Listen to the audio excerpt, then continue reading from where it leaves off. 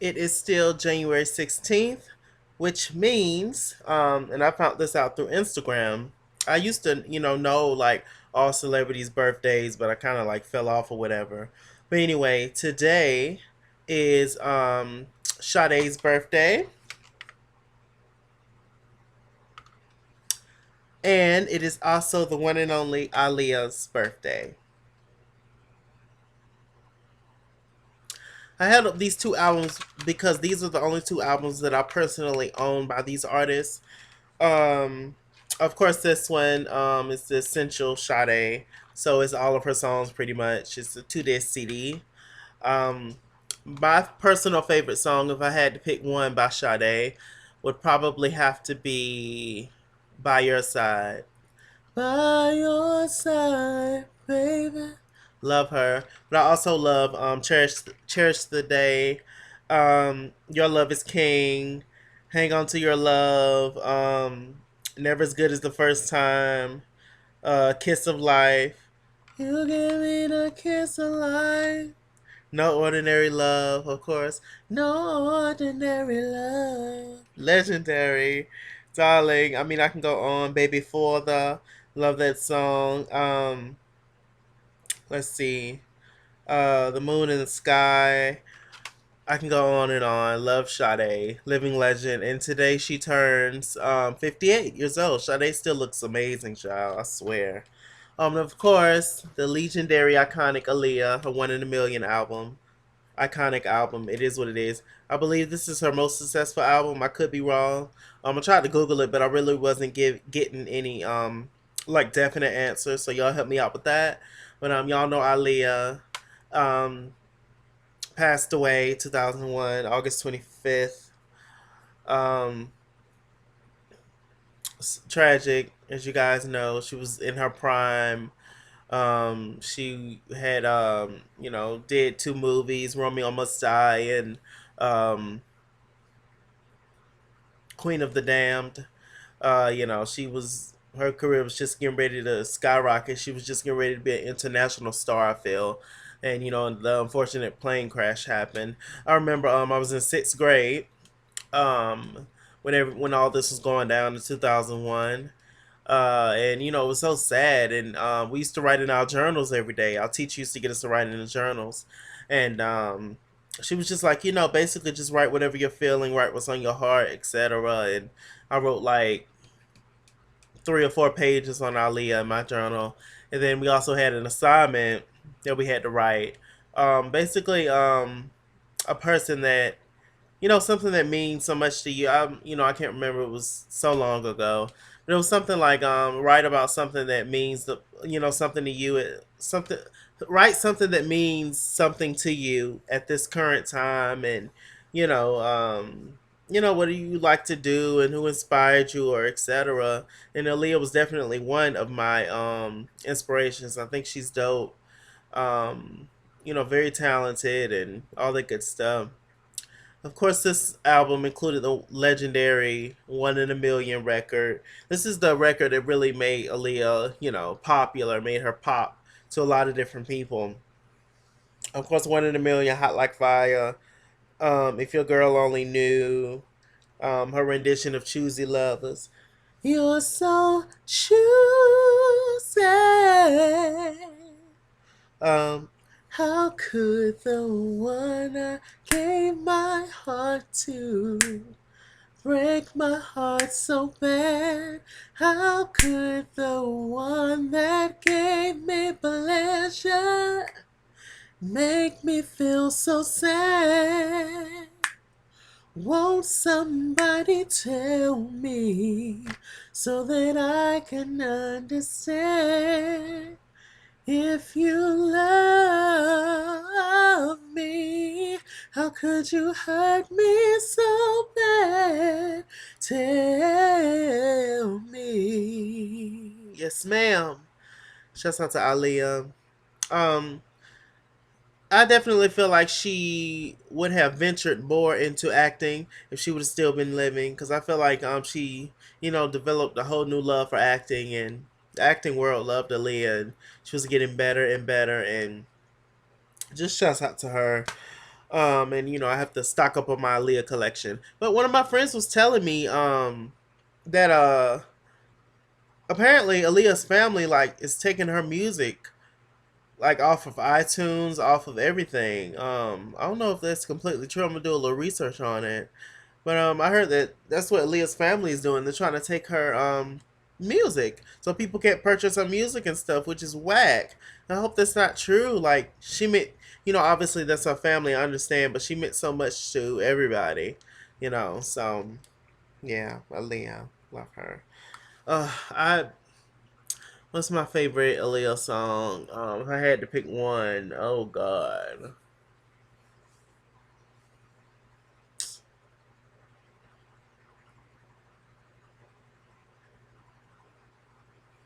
Uh, Probably I Care for You off of her last album, I believe. Uh, can I talk to you? I wanna talk, but you gotta let you know, baby. You know that I care for you. Ah, stay strong. Press on. Press on. Yes, Lord. Let's see if I can do this run.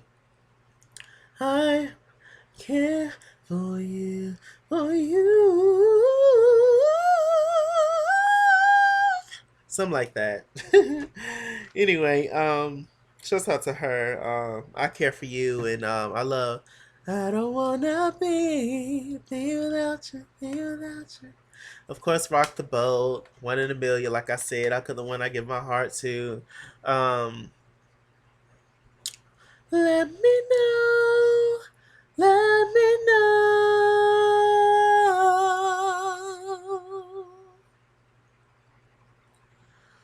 Oh, oh, oh. Let me know, let me know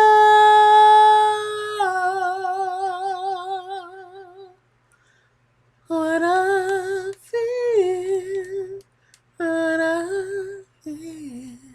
Rest in peace to her. Anyway, 7 minutes in, I've gone on and on and on and on, darling. Anyway, just shouts out to both of those ladies, Aliyah and Sade.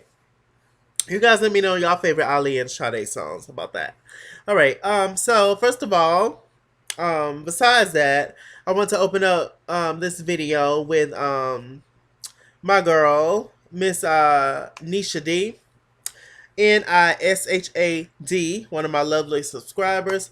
Last week I was singing a little bit of a song, and I told you guys who all knew it to basically, let me know the song and the artist that I was singing, and I'll give you a shout out in next week's review, which was, of course, Love and Hip Hop, New York. And she answered that right, Nisha D. And the song that I was singing was This Is a Warning. Now, originally, I didn't know that this song was done by R. Kelly until she said that she was, doing the R. Kelly version. But the version I was thinking about was the Lil Kim version from La Bella Mafia 2003. But it's the same song, so it's all good. And I also learned a little bit. So thanks, Nisha girl. And I listened to it and I love it. Actually, I love both versions actually. So shouts out to Lil Kim, Lil Miss Kim, and R. Kelly while you at it. Someone gonna find your ass dead. This is a warning, okay? So anyway, let's get straight into this review. Let's see how we started off. It started off with a scene with Dreezy, Drizza, the little white boy, and Jill Santana and Cameron. It was on the basketball court. White men can't jump. I don't know. Maybe they can. It's 2017. White people can do a lot of shit. Did y'all hear that they're coming out? Side note: did y'all hear that they're coming out with a show? I believe, called Throwing Shade, and it's with two white women or something. I don't know if it's gonna be on VH1, MTV, whatever. Like, really? Y'all take everything. Oh my god. Anyway, y'all look it up. My friends was telling me about it yesterday. I didn't have time to look it up today or before I started this review, but because I'm just now thinking about it. But y'all let me know. It's called some show called Throwing Shade or some shit that's gonna be coming out, and it's with white people. Like really, we can't even get credit for throwing shade. Child, I'm done. Child, they got um Steve Harvey meeting up with Trump and Jennifer Holiday singing for Trump, but apparently she done back down now. I guess, all them niggas in her ear telling her not to do it, and it's just a mess. The coonery, the foolery, the stealing of the cultures. I'm just whatever. I'm just living. I'm just living. We just trying to live right. Anyway, Drewski he meets up with them, and he have a conversation. Apparently, Sky did something, and she put him on she was trying to going through his phone and looking for shit in his phone, and she kind of showed out on Drewski. And basically, what Drewski did was that he filmed her or something. He put it on blast, put Drewski on blast, and Sky she came to talk to Drewski later on in the episode. She was upset and mad, and she was just like, "Yeah, you got bitches in your room, with no clothes on, talking about Bianca. Of course, I don't damn trust you. Like, why would I trust you with all the shit you done did?" And he was just like, "I'm not gonna do this with you. I have a respect level for you, and I don't care. And I didn't sleep with her, and I put you on blast because of how stupid you look and how you acting right now. And I don't get the whole hype with Drewski at all. But whatever. So we're just gonna move on from that. Okay. What are we gonna talk about? Mm, let's do the whole Gwyneth Fest nonsense with DJ Self, Major Galore, Mariah Lynn, and now Cisco. So we have Major Galore. She's actually rehearsing in church, in the church house. Because she was just like, you know what, God knows my heart. When I'm finna twerk on the stage and I have to rehearse wherever I can. So she chooses the church house. So I guess. So all of a sudden we see at the top of the at the top of the chapel, we see Cisco looking down on her, the devil himself. And it was just like, yo, like what's tea? What's popping? What's going on? Like Major Galore, apparently Cisco met Major Galore a while back, for his friend Tank. I guess he's talking about the singer Tank. But how they love to throw out names here, so whatever. I love Tank, by the way. Great singer. 'Cause I can't make you love me if you don't. And I can't make your heart feel something it won't. Here in the dark, in these final hours. Love Tank. Oh my gosh. Okay. Anyway, so Cisco he talks to Major Galore, and they started talking about a little bit about DJ Self, and she was just like, yeah, everything's going well, everything's going fine. Somehow or another, Cisco ends up bringing up the fact that he done bought groceries and stuff for Mariah Lynn, because she basically talks about Mariah Lynn, how she kind of had an issue with Mariah Lynn and all that. He was just like, yeah, I know Mariah Lynn, and I'm kind of gonna get back at her for how she flipped on me with Self. So it's honestly what he did. Very petty. He's very beige and annoying.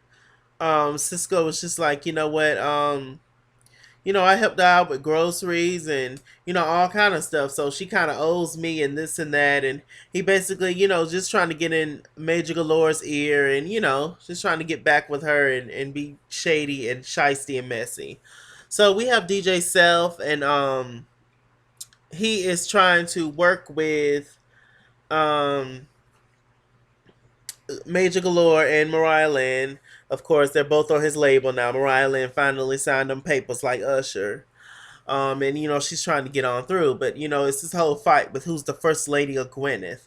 Who cares? Oh my god. I can't stress enough on how pointless this is. I'm just sitting here looking at the screen like, really? This is what y'all are fighting over? Who's gonna be the first lady of Gwyneth? Who cares? Are both of y'all eating? Aren't both of y'all on the same label? Who cares who signed the contract first? Mariah Lynn, you didn't sign the contract first. She did.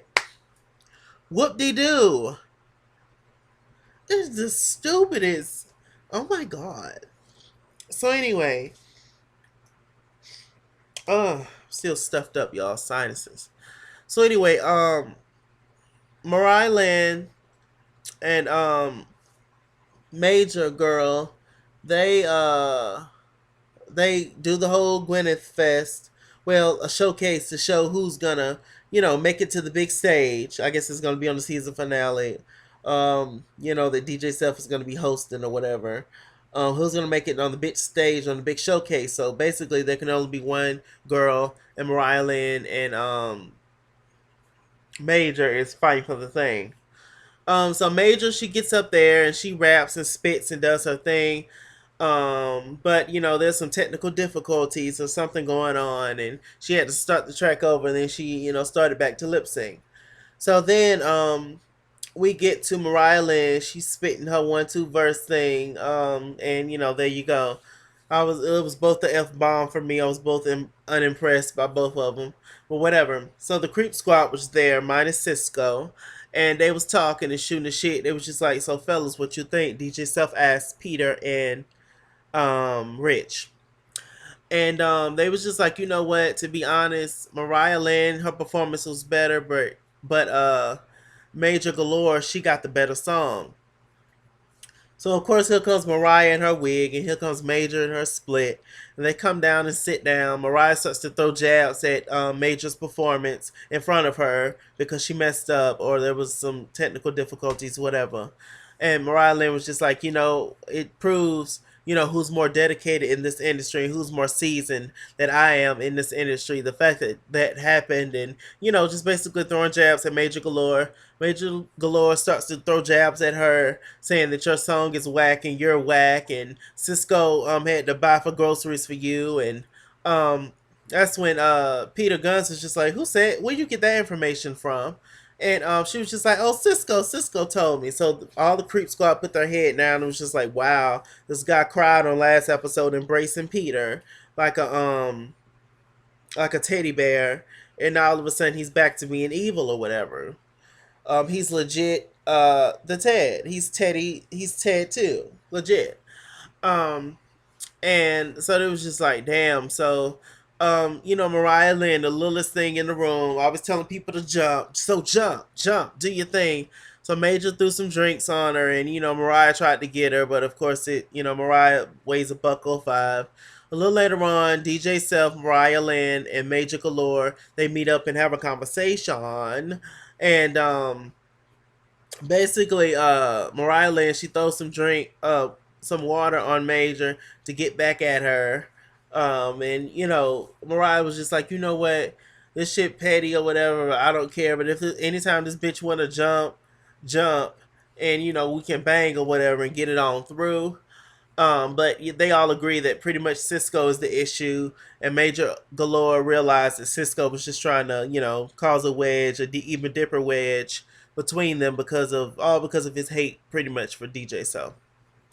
So Rich Dollars, he's on the basketball court. He calls DJ Self down to have a conversation, and DJ Self, I'm sorry, Rich Dollars is on the basketball court, and he calls Cisco down for a conversation.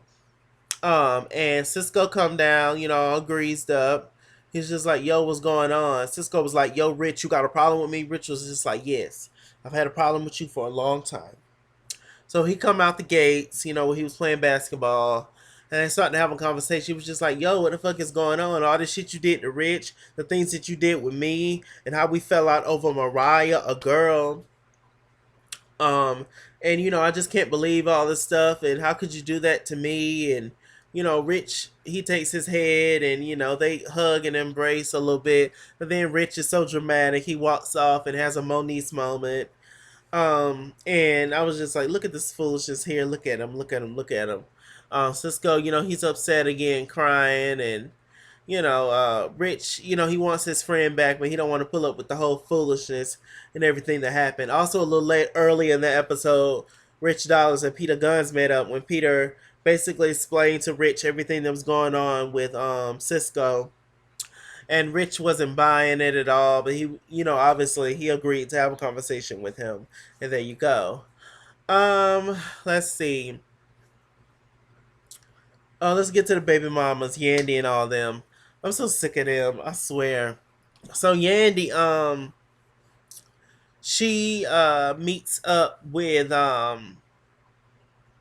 Judy, I believe that's her name, which is Mandisi's mother. After Mandisi's mother went to little Asim's, that's Erica's baby by Mandisi's birthday party. And apparently Yandy wasn't invited. They said that Yandy knew about the whole situation. They didn't directly tell Yandy about Asim's party, the baby mamas, Erica and Samantha. But apparently Yandy knew about the whole thing, but she just chose not to come. So anyway, let's flip back to Judy. She's having a conversation with Yandy. Yandy has no recollection, of course, of the following, of the such, darling, of the topic that we're discussing. She had no idea that Asim had a party. She's all shocked and bad acting, girl. So Judy and her is talking, and they basically she was just like, they just have an issue with you, and they're both teaming up against you. Then that's when Yandy spilled the tea to Judy and was just like, yeah, well, child, I got some tea for you, grandma. Um, how about they? I heard from Coco, which is Samantha's supposedly best friend that she met up with last week, that she sent me 30 um audios of both Samantha and Erica talking about me, and basically plotting this whole scheme and plan up against me and all that kind of stuff. Also, Judy knows that Yandy didn't sign the papers, didn't send the papers in for Mendices and all that. They're all up with the shit. So she was just like, "Wow, that's crazy," and she was just like, how could she do this to me? And they both started crying. Not one tear dropped out of either one of them eyes, Judy or Yandy's.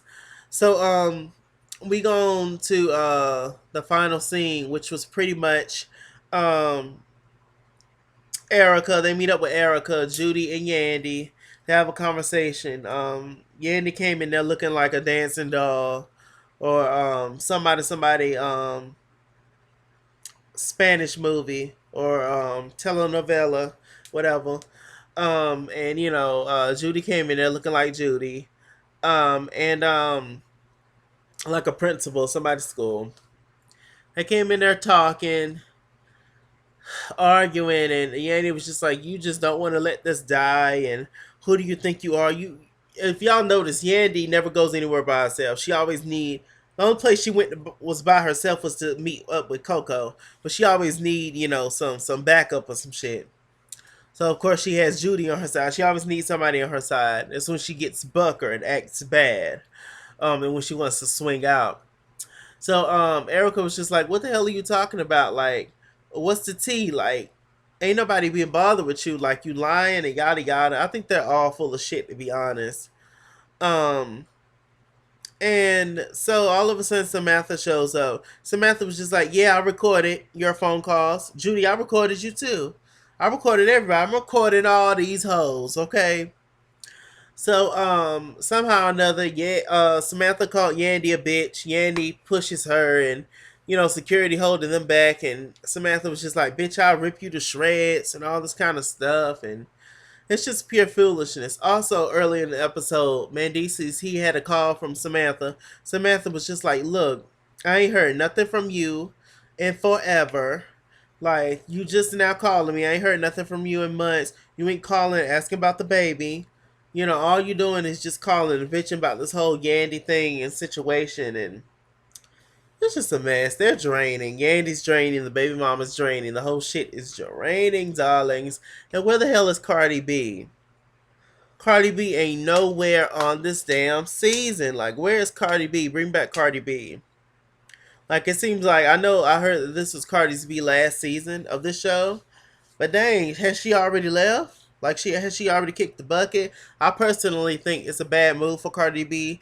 I feel like Cardi B should give the show at least 1 or 2 more seasons before she leaves, because she's not that famous yet. Like to just up and leave. You know, K Michelle, she put in time and she put in work before she left Love and Hip Hop Atlanta altogether. And that's what Cardi B I feels like she needs to do. She's talented and all that good stuff, but I mean, come on. Like if Remy, like I understand Remy, this being Remy's last season supposedly. I understand that because Remy was Remy before Love and Hip Hop, before she got on the show. But Cardi B, you know, if I guess if you was a part of Instagram or a part of her realm of Instagramians, you maybe knew who she was. But before that, most of us, like myself, I didn't know who Cardi B was before the show. So I feel like she needs to, you know, put in a little bit more time and put in more work from home if she will, like Fifth Harmony, and you know just do her thing and you know just stay on the show a little bit longer. She really does make the show. Honestly, I feel like if Cardi B was to leave the show, the ratings would go down a lot, in my personal opinion. But whatever, I'm just one, you know, black dude with a hat on from South Carolina, dipping it and doing it on the YT. Ow. Anyway, I'm Mr. Chalaki. Mr. Chalaki on Google Plus. Follow me at ITSKINGWORLD on Instagram and Twitter. Chase King was here on Facebook at ITSKINGWORLD89 on Snapchat. All the information be in the bottom bar below so y'all can follow me and add me and I'll add you back and all that good stuff, darlings. But I'll see you guys later. Once again, happy birthday to Aaliyah and Sade. Choosy lover.